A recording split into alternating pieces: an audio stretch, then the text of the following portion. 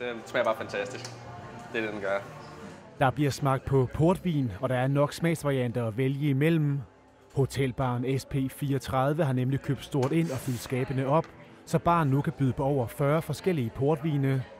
Dermed kan SP34 med rette kalde sig for Danmarks største portvinsbar, som københavnerne fra december kan få lov til at opleve. Folk de synes, det er mærkeligt, at en fyr på 26 render rundt og drikker portvin. Portvin det er en bred vifte af forskellige smagsnuancer, som faktisk henvender sig til rigtig, rigtig mange mennesker. Planen er, at Danmarks største portvinsbar skal lære danskerne at nyde en særlig type drik. Det er noget, som man har været vant til at få hos mormor hen over Rigsalamangen. Men det forsøger vi jo ligesom at gøre op med, og det gør portvinshusene også. Udover at kunne blære sig med landets største udvalg, så har hotelbaren SP34 på Sankt Pederstræde i Indre København også udviklet 3 unikke cocktails, der alle har det til fælles, at de indeholder portvin.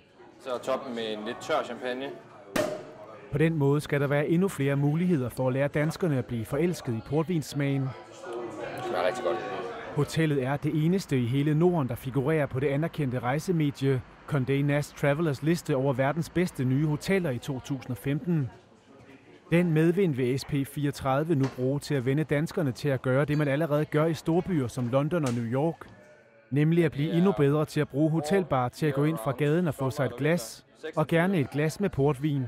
Hvis man tør at træde indenfor, så skal vi nok næsten med 100% sikkerhed finde en portvin, som er lige noget for enhver smag. Og så skal vi nok finde 1 eller 2 eller 40 forskellige portvin, som vi godt kan lide.